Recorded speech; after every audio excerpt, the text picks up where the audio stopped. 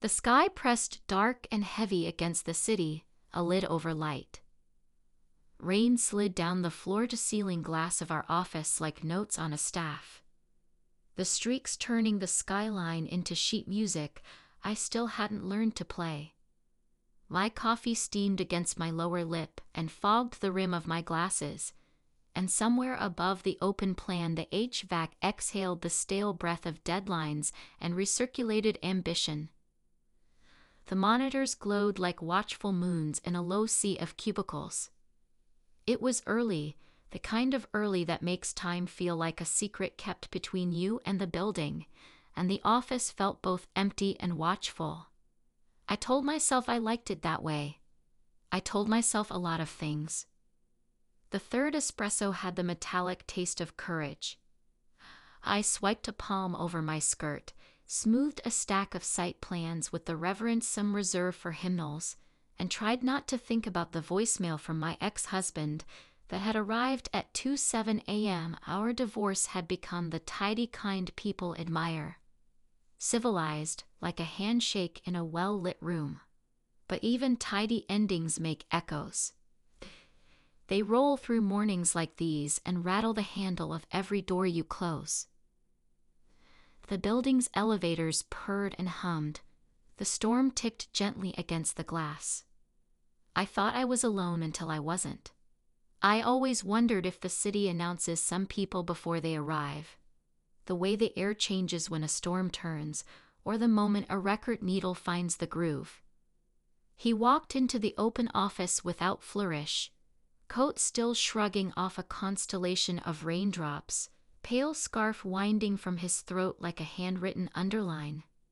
I had seen his photo the week before in the welcome email, the new senior managing partner, a name that mattered in other cities, a portfolio that had turned ruined smokestacks into worshipped silhouettes. I recognized him from less flattering angles too, the kind captured at ribbon cuttings and awards dinners, where photographers loved his wry half-smile and the way silver hair seemed to carry its own light. He was twice my age and my superior, and the obvious thing was to stand straighter. He noticed me in the reflection before he turned. My pinched concentration in the glass must have looked like prayer or surgery. He said good morning in a voice that belonged to rooms with thick carpet. I greeted him and gestured toward the plans, my mouth already forming explanations for errors he hadn't yet found. I braced for the kind of scrutiny that wants to break you just to see how you fall. Instead, he took his time. He studied the plans, then the window, then the rain. He asked, not demanded, what I saw when I looked at the proposed cantilever. I told him, a posture that wanted to impress a skyline rather than hold the people inside. He laughed softly, as if I'd tugged a thread that held everything together. He said the word yes like it had weight. Then he asked my name, spoke it once, as if measuring it in his mouth, and said it again with the care of someone placing a talisman on a corner of a map. I watched him collect the room, the desks and the quiet and the storm outside, and tuck it away somewhere near his collarbone. He apologized for arriving so early, though his watch admitted it was already late by his standards. He'd flown in the night before, and the city had looked like conversation. 1,000 lit windows leaning toward each other across the dark. I told him the first coffee in a building is the one that matters most. He smiled, the corner of his mouth pressing into a crease that had seen its share of late nights and deadlines. He said he preferred tea, but would try to be polite to the house religion. It was the kind of polite I trusted. It was also the beginning of a refrain. A line of patience threaded through a song you want to hear again. By 9 the office filled, the volume rising in stutters, greetings, giggles, the clack of heels, the purposeful scrape of chairs. The gossip traveled faster than the pneumatic tubes of some old newsroom. He was here, he had arrived, he looked older in person, he looked better in person, he would probably cut staff, he would probably save the firm, He had been in Singapore, in Berlin, in Prague, in all the fabled places where buildings wore their histories on the exteriors and didn't apologize for the scars. People were careful around him. They became better versions of themselves in his presence, sharper and more polished. Or they became smaller, busy pretending. I had survived long enough in this profession to know that admiration usually arrives with its ugly cousins, envy and fascination. The design chief with a haircut sharp enough to slice paper started dropping by our pod more often. The project manager from the 9th floor, who wore cologne you could taste in the air vents, began hovering over my shoulder when I had SketchUp open. Another woman in marketing, a friend only on days when cameras were involved, asked whether he'd said anything about me after his first walkthrough. Her smile offered no quarter. I kept my eyes on the site plan, like a flyer caught in its own draft. Our big proposal, the one I'd been buried under for weeks, was a boutique biotech lab in a neighborhood that didn't yet know it would be fashionable. The firm's pitch hinged on a glass spine he had conceptualized during one of his previous lives, the kind of element critics love to call poetic or gratuitous. In our hands, the spine wasn't sentiment. It would bring daylight into rooms where people named molecules like saints. It would turn the ordinary into something you wanted to confess to. He asked me to walk him through it. The budget tightness that begged for compromises, the municipal ordinances that pretended to care, the way we were smuggling beauty into a building that wanted to become an acronym. I told him what I knew. He listened with the posture of someone holding a violin, attentive, careful, aware there would be music if he wanted it, and also aware he would not force it from the strings. He kept my name that first day. He said it in meetings, shared credit I hadn't expected, diverted questions when they were rabbit holes, and asked me afterward what I would have said differently. Having someone twice your age ask for your point of view is both flattering and dangerous. Flattering because it makes you taller. Dangerous because you start to like the height. Work became something new. We walked the block where the lab would rise, umbrellas held against a wind that tried to turn them inside out. Rain flew sideways, lodged in my eyelashes, made the street lamps look drunk on their own halos. He said he admired the old brick buildings that had refused conversion, those stubborn constructions where stoops remember weight and windows remember the faces pressed to them. We looked for stories the site would tell us if we stood still long enough. A cat slipped past us, coat shining with drizzle, a queen in exile. He asked what the street would feel like at night, whether the glass would reflect memories or people. I told him I wanted the building to be less of a performance and more of a conversation. He nodded, as if he were making a note in a ledger no one else would see. I told myself I liked him because he cared about what buildings did to the people who used them, not just how they looked in magazines. I told myself the pull in my stomach when he stood near me was respect. I told myself these things with the same sincerity I used to tell myself that marriage had felt like partnership, not a contract signed by two strangers whose names matched. People watched us.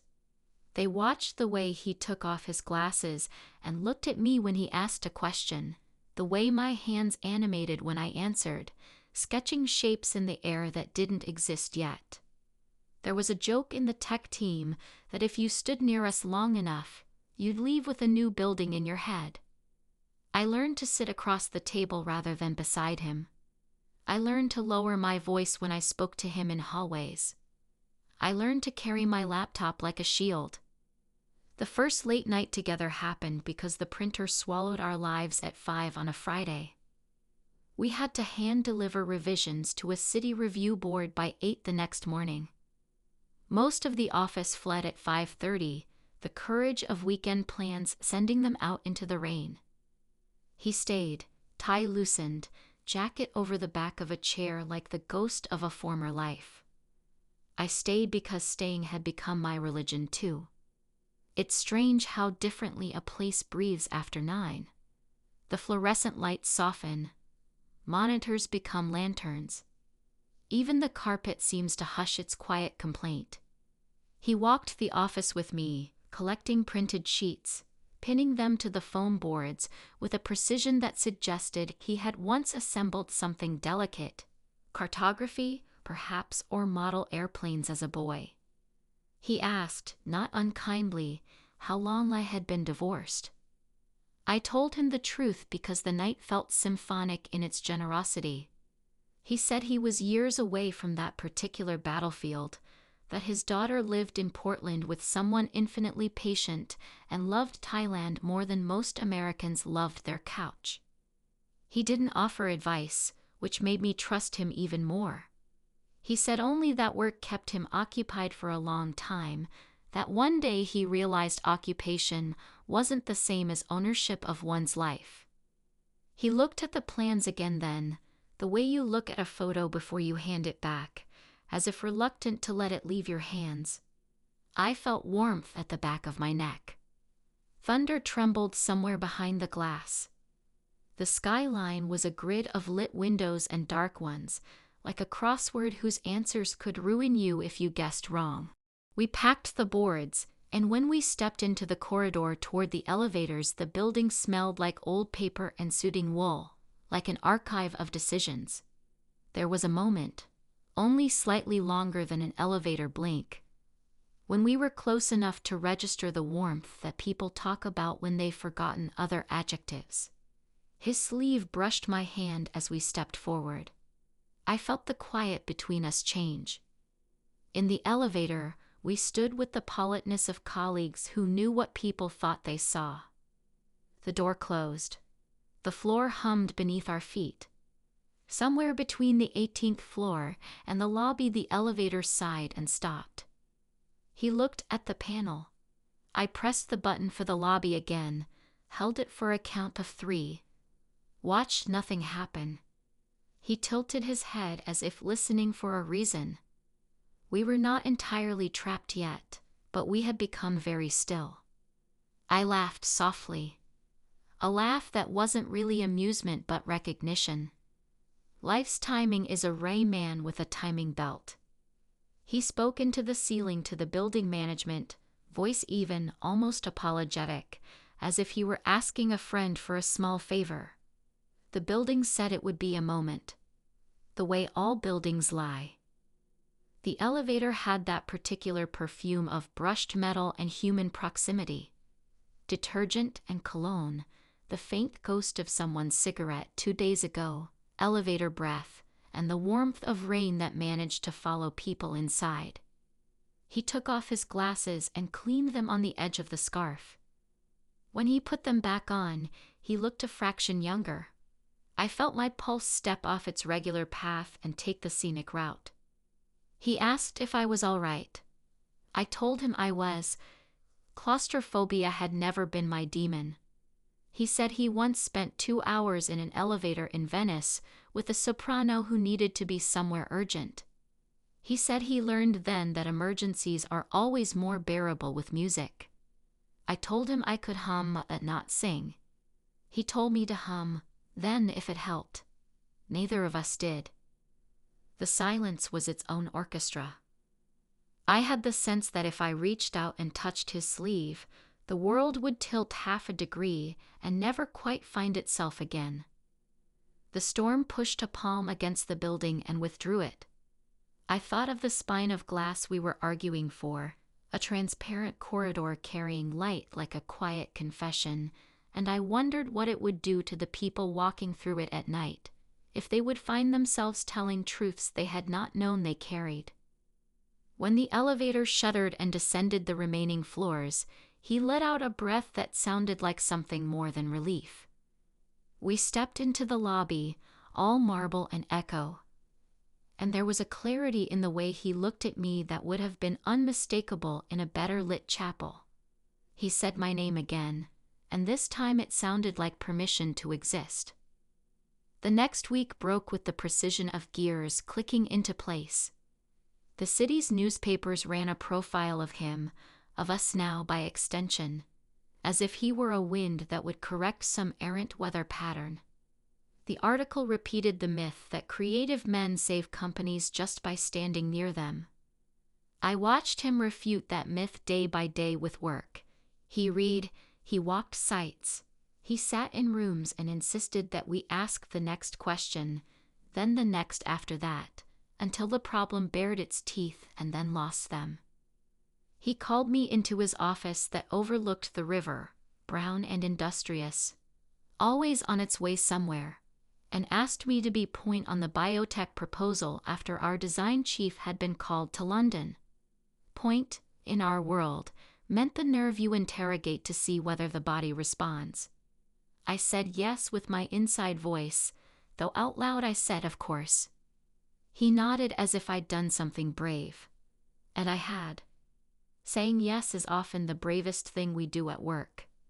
Saying no is the braver thing we do with our lives. I was not yet ready for no. With point came responsibility and its shadow, resentment.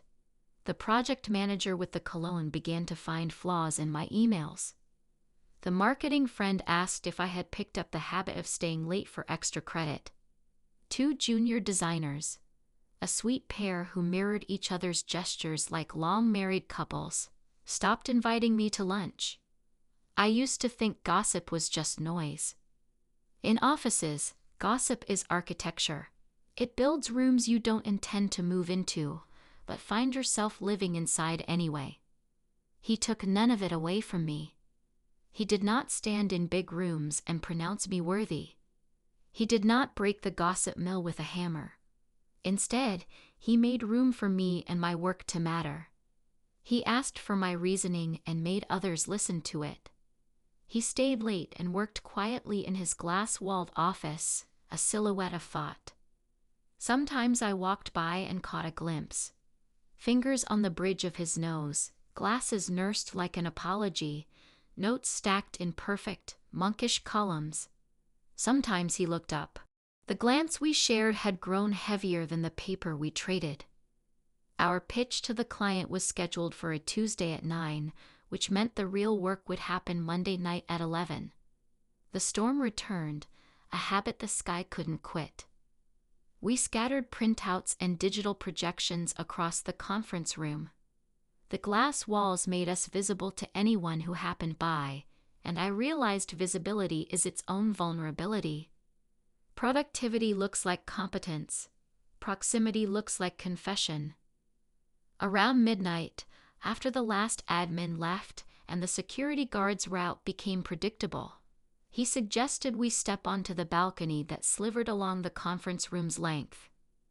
The city lifted its wet, glittering face. Somewhere a saxophone refused to belong to a single decade.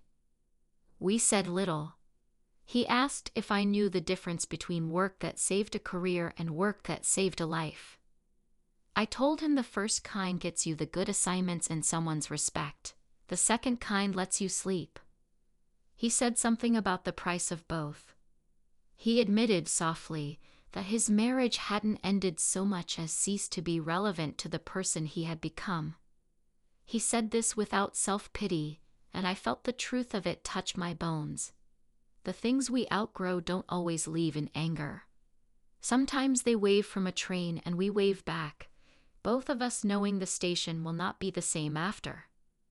Back inside, we adjusted color temperatures, shaved a paragraph from the budget rationale, tightened the math, loosened the metaphors. He moved his chair close to mine, not in presumption, but because the laptop screens demanded it. I could see the faint pulse at his throat, the place where a tie had rested all day. When he reached for the trackpad, our fingers brushed. A small thing. A lightning rod to a storm I had denied. My breath found a new grammar. He asked quietly what I wanted. He did not mean the project, though the project was also in his question. I told him I wanted work that didn't ask me to diminish myself to make other people comfortable. I wanted to build a building that would still be loved when we were gone.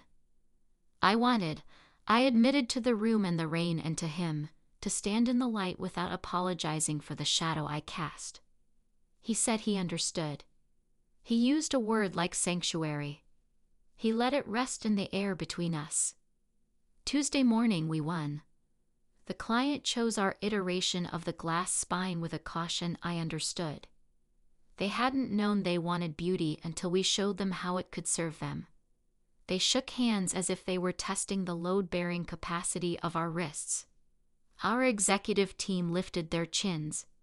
The junior designers smiled at me as if I had moved the sun an inch closer. The project manager found a reason to be my ally again. The gossip rearranged itself, as gossip does, around a new story. Victory has a taste, and it's not champagne, it's breath. It's the moment you realize you didn't drown, and the shoreline has been waiting for you the whole time. I looked for him in the room. He had stepped back, letting the team receive the credits light. When our eyes met, he tipped his head, as if acknowledging that we both knew the path we'd taken and the one we were still refusing to name. With success came invitations. He would be traveling to a conference in Boston the following week. He told me over email first, formal as always, that he would like me to present a segment on sustainable materials because my analysis had what he called moral arithmetic. Numbers that added up to an answer you can live with. He kicked the people who needed to see. He did not kick the gossip. I wrote back yes. I told myself I was ready to be in a hotel with shared conference rooms and overlapping agendas, and the kind of evenings that look innocent only from a distance. We arrived in Boston under a sky the color of wet cement. The hotel was modern in the way all conference hotels are. Deliberate light, neutral carpet patterned to disguise stains. Art that looks expensive to people who rarely buy art. The program was crowded and important. CEOs and policymakers, municipal planners and developers who spoke of neighborhoods like chessboards. He moved through the lobby with the authority of someone who had become a verb in the city's language. I followed at a respectful distance that still made people assume proximity beyond the timetable. We worked. We worked the way rivers work, with momentum that feels inevitable in hindsight.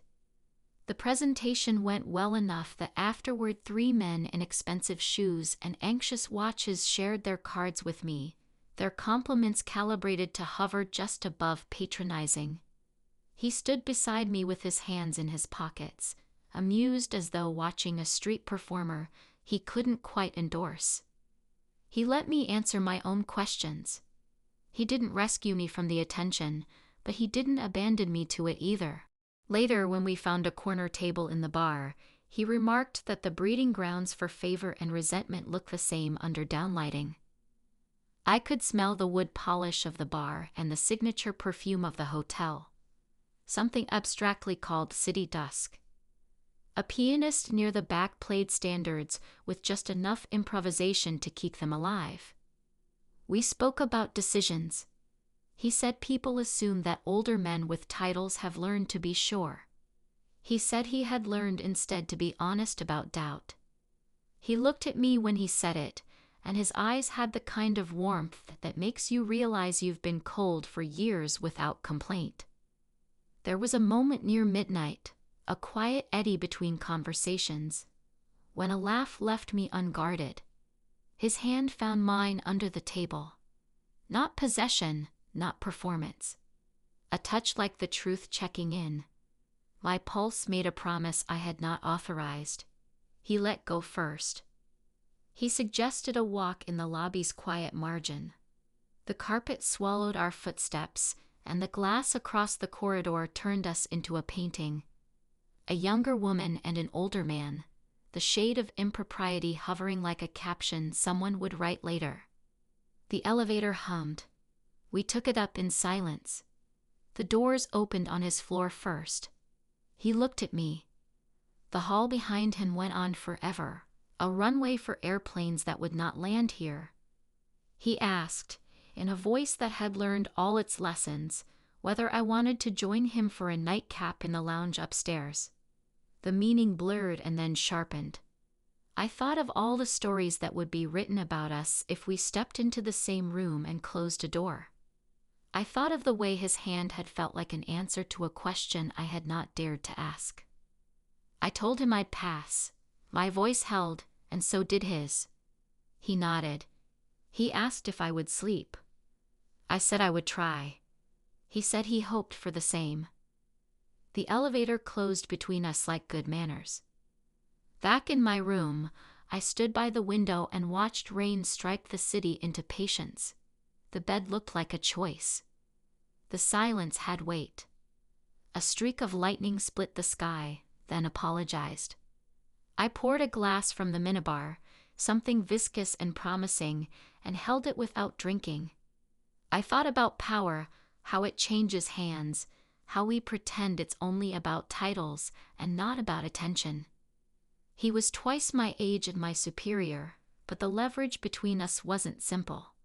He could change my career with a sentence. I could change his reputation with one too. We were two people in a field of glass. Every move reflected.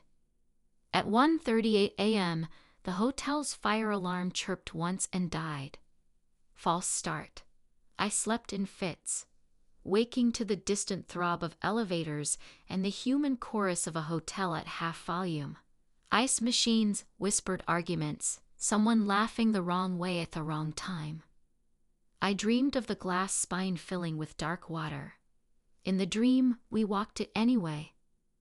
Morning found me practicing my smile in the bathroom mirror. Competent, a little luminous, untouchable. I left the room with purpose, and like a trick of architecture, ran directly into the crisis that would change us. It arrived as a headline on every screen in the hotel's lobby, and on every phone lifted halfway towards someone's mouth. A leak. Not from pipes but from a drive. An early version of our bid package for a separate municipal project. One we didn't own. One we were losing in all the usual ways. Had appeared on an industry blog that specialized in anonymous malice. The numbers were wrong, the analysis was raw, and the narrative, careless and old, made it look as though we had backed into our recommendation rather than led with it. The blog had framed it as proof that our firm was cynical and past its prime. Panic looks more professional in suits. You could read it in the angles of shoulders, the speed of someone's slow walk. Our marketing team swarmed. Our legal counsel, a woman with eyes like precision instruments, arrived at a run, heels ticking the tile like a metronome for doom. He found me with his controlled stride. He asked if I had opened the file after midnight. I said no. He nodded, not accusing, and asked me to come with him. I did, because there are times when you belong to your work the way you belong to your own name. In the quiet of a side conference room, we traced the digital footprints. It didn't take long. There are only so many doors into a house like that, and only so many fingerprints in the dust. The login that pulled the file belonged to the project manager with the cologne. But the access key used to export it was mine. My mouth went dry. Not from guilt but recognition. I had given the project manager access the previous week because he'd told me he needed to check a detail before a budget meeting. It hadn't occurred to me that my key, shared for convenience, would become the handle by which we were pulled into the street and displayed. He looked at me then, not the project manager, but the man I followed, and there was no accusation in his face. There was a calculation that included my heart. There was the delicate math of risk. Word moved through the conference like a current. The firm would need to make a statement by noon. Our credibility, the thing we spent years building out of checklists and introductions and silences, was being priced by strangers in the comments. Legal's advice was to deny knowledge and promise a review, which meant we would bleed for a week, and then scar in a way that aches in weather like this. HR kept its distance, which told me HR already had names. He asked me quietly if I would be willing to stand with him and tell the truth. The truth being that I had shared access in good faith, that someone else had betrayed that faith, and that the older rules about internal privacy were not enough for the world as it is. He said this would be risky for both of us. I would look naive. He would look soft. He said he would rather look soft in the press than untruthful in the mirror. He said the strangest thing. He said that at his age, sleep matters more than applause. I admired him and hated him for it. Admired because the clarity of that choice felt like sunlight. Hated because he was giving me the chance to step into a kind of adulthood I hadn't known I wanted. Which, of course, meant I also wanted him more. Want is complicated like that. It never arrives alone. It brings a caravan of consequences. We stood in front of a wall of glass and cameras. He spoke first, without drama. He framed the leak not as an aberration, but as an immature piece of work that should never have left our internal process. He said that leadership, his, meaning him, was responsible for building better guardrails. He named my role without apology. He said I had made a decision under deadline pressure that revealed a weak point in our procedures and that the firm would fix it. He did not offer me as a sacrifice, but as a collaborator in our own repair. I said, when it was my turn, that trust is a tool as well as a value. It builds, and it can be misplaced.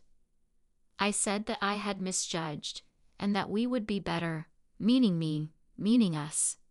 I kept my voice steady even when my hands wanted to betray me. Afterward, there was the messy purification that follows a fire alarm that counts. The project manager demanded due process. Legal gave it to him like a glass of water, polite but not warm. HR did what HR does. Hushed paperwork in offices that smell like planting soil and fear. I answered questions. People watched me with a head tilt that contained sympathy and a hunger for spectacle. He moved through it like a weather system that had decided to be kind. Then came the night. It wasn't the conference night, though we were still there. It wasn't a hotel room that did it. It was a quiet meeting on our last evening, after an exhausting Q&A when he had defended the glass spine to a panel of men who used the word aversion more than the word risk. We reconvened in a corner suite the conference had offered us for meetings, where the windows showed the river like a long muscle flexing under the city. The assistant had left a tray of tea and a plate of fruit that had the sad sheen of having been sliced for people who forgot to eat. We were alone. The door clicked behind me with the soft authority of decisions. He looked as tired as I felt, the kind of tired that doesn't need a mirror to confirm itself.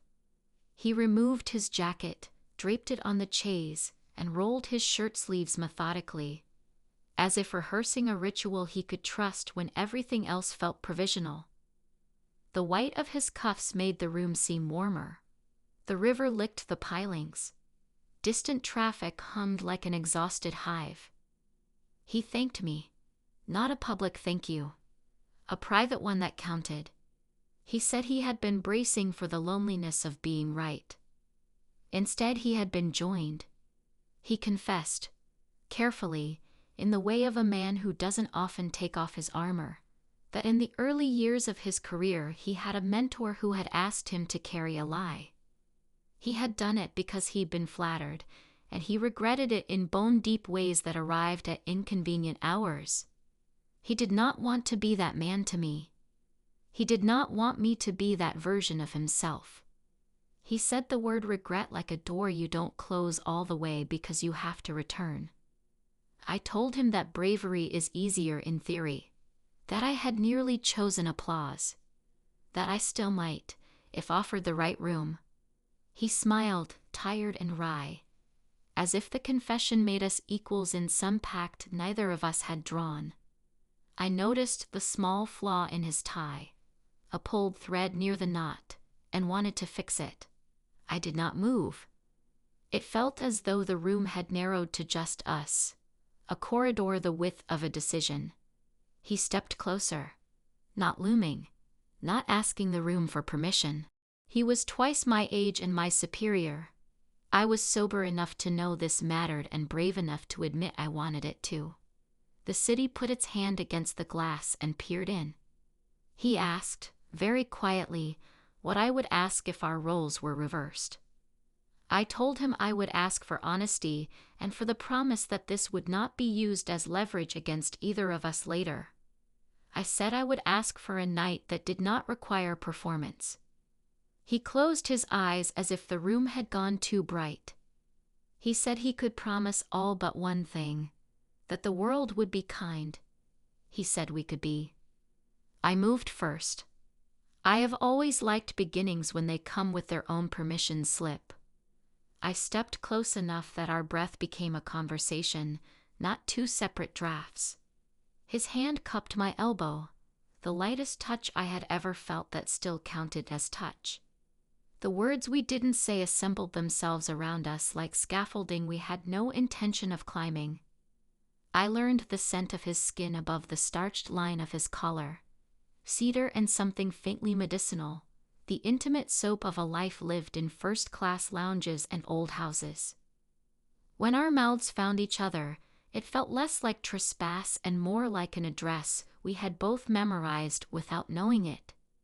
His restraint was its own tenderness, mine, a matching note. We moved as if the walls were listening, which of course they were, hotels being experts in overhearing. The night folded itself around us with the discretion of a cloak. The tea cooled on the tray, and the fruit sighed and forgot itself. The river kept its counsel. He kissed my forehead as if thanks were the language he preferred.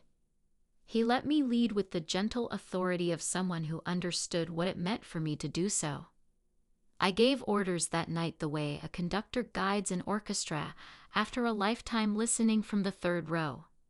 They were not loud orders, not even spoken, more like the gravity of a hand on an arm, the suggestion of a sigh, the lowering of a shoulder.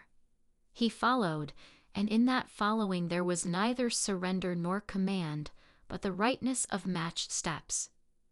When I drew the curtain just enough to let a line of river light cross us, he murmured that it was perfect. When I asked for time, longer than habit, longer than convenience, he smiled in his throat and made time behave. The night faded around us, leaving only breath and promise. Dawn wrote a thin line under the blinds.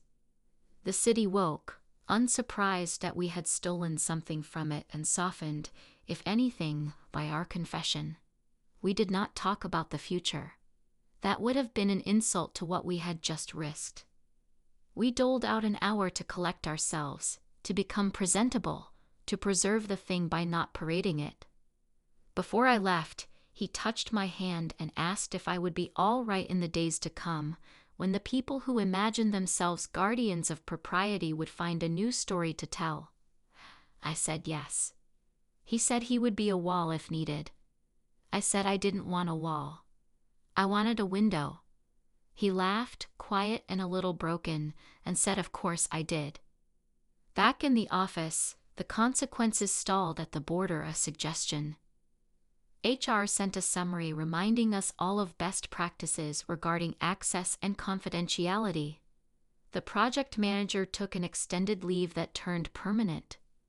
The blog posted something else within a week and moved the mob elsewhere. The firm went on as firms do, with a new habit of pausing before pressing send. The glass spine that had survived its gauntlet began to rise on the block, a vertebra at a time, the city accommodating it the way a host sighs and makes room for a guest she didn't know she wanted. We became careful. Not guilty, careful. We rarely took the same elevator down. We timed our arrivals with the punkish precision of people who pretend they hadn't decided.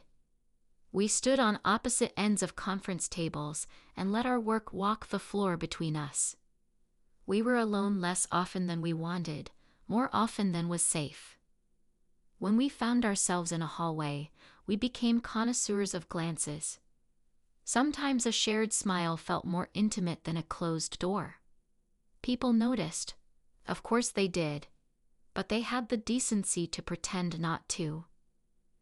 The marketing friend returned to form and asked me about my favorite jazz clubs. The junior designers began leaving questions on my desk after hours, trusting me with their early, strange sketches. The design chief sent a postcard from London with a single line, "Good spine." The newspaper that had welcomed him posted a photo of the construction site and captioned it with praise so faint you needed a magnifying glass, which is to say the only praise worth keeping. We did not try to make our relationship, if that's what it was, fit a shape designed by others. We saw each other when we could. Sometimes that meant an hour in a bookshop where no one we knew shopped. Sometimes it meant a walk along the river at lunch, the conversation about Eve's infenestration standing guard over everything else we didn't say. Sometimes it meant nothing more than the brush of fingers when a stack of plans changed hands. Once, only once, it meant an evening at my apartment, late and quiet, when we stood at the window and watched the rain. He admired the way my building's hallway smelled like warmed dust and history. He said my kitchen had the holiness of useful things. He told me about his daughter in Portland, her slow forgiveness, her insistence that he not mistake his career for his soul. He told me about the boy he'd been, his father's, real and chosen, and the unkind history of an industry that sometimes rewarded spectacle over shelter. Told him about the nights I spent alone during my marriage, the two of us separated by polite agreements and an expensive couch. I told him about the first time I pressed my palm to the stone of an old church and felt relieved that something had outlasted us. He held my hand while I said it. His thumb made a small circle at the base of my wrist. My pulse answered with gratitude. When gossip pressed too close, when a comment in a meeting carried a temperature that made me ill, he would ask questions that let me speak for myself. He never stepped in to make himself my hero. Maybe that was the most seductive thing about him, the absence of a need to rescue and rename. He did not make me smaller to call himself large. He did not put his hands on my work and claim it. He stood back, a gentleman usher, and let the room do what rooms do when truth stirs the dust. While the lab rose, I learned again the kind of patience that feels like virtue when it's working and like starvation when it isn't. I learned that adult romance is not a sprint, but a negotiation with time. It is also a negotiation with one's own worst habits. We navigated the power between us with care. He stopped sending me late-night emails that could be considered instructions. I stopped replying to them when he did. We took meetings with a witness present when the subject was volatile. It was our version of chaperonage, unaffectionate but necessary. We kept our tenderness outside the building's CCTV. The day the glass spine lifted into its first full gleam, he and I stood at the edge of the site behind a temporary fence. The air smelled like cut metal and hot rain. The city had washed itself thoroughly that morning, as if to make the light cleaner for us. Workers moved with the choreography that belongs to people who know what they're doing, but refuse to hurry for spectacle. I took a photo to keep to myself. It captured the spine mid-breath, catching the sun and throwing it down to the sidewalk with such generosity I saw a man stop and look up as though he recognized a long-lost aunt. He leaned toward me, not quite touching. He said, almost to himself, that there are buildings that make people feel watched and buildings that make people feel seen. He said he hoped for the latter. I said I did too. We let the moment stand without holding it down. Then came the whisper of consequence we had been expecting, the one that had taken its time. Someone reported us. HR sat us down separately and did its new job. They were not cruel. They were methodical and tired. I said what was true, that we had begun with respect, walked carefully, and kept our work clean. They asked if I felt coerced. I said no. They asked if he had promised favors. I said no. They asked if I understood how it looked. I said yes. He emerged from his conversation with a gravity I recognized from the day his first daughter was born. That's what I imagined, anyway.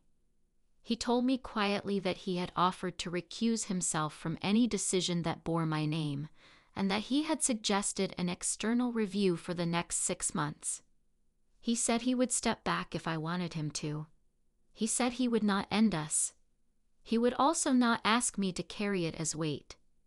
He was offering me the thing I hadn't known I needed, a way to want him without wanting what he could do for me. We took the offer. We said yes to uncertainty and to the diffuse light that comes after noon. The firm let the external review be its excuse to leave us alone. The city carried on not caring about our hearts. My ex-husband called to ask if I wanted the bike we had bought together. I said he should keep it. I found myself sleeping not by exhaustion but by invitation. Months later, when the lab opened, when the ribbon surrendered to the scissors and the scientists clapped in their careful way, we slipped into the back of the crowd and watched a child press his nose against the glass spine and laugh because he could see himself and the ceiling and the street in one impossible plane. That laugh, it lives in the rooms of my memory where the furniture has been rearranged to make space for it. After the speeches, after the cameras turned away, he and I walked through the spine together while it rained, the drops sliding down the glass like 1,000 unmade decisions. We moved slowly. The light touched us like a curious, gentle hand. He told me without fanfare that he had been offered a fellowship that would take him north for a winter. He would teach and write and return, eventually with a new map of himself.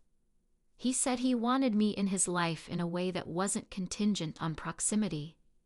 He said that if we were brave enough to tell the truth in front of cameras, we were brave enough to stand together while the world shifted around us. I told him yes because I meant it. I told him yes knowing that sometimes yes is a bridge you build as you walk, trusting it will hold because it has to. He took my hand then with the same care he had taken with the plans that first day. We stopped at the midpoint of the spine where the glass gathered the city as if to bless it. He leaned down and rested his forehead against mine. I closed my eyes and let the sound of rain be our benediction. Now, when I think of that season, its storms and glass and whispered decisions, I think of how the office lights dimmed one by one at night, leaving pockets of glow that looked like promises waiting for us to keep them.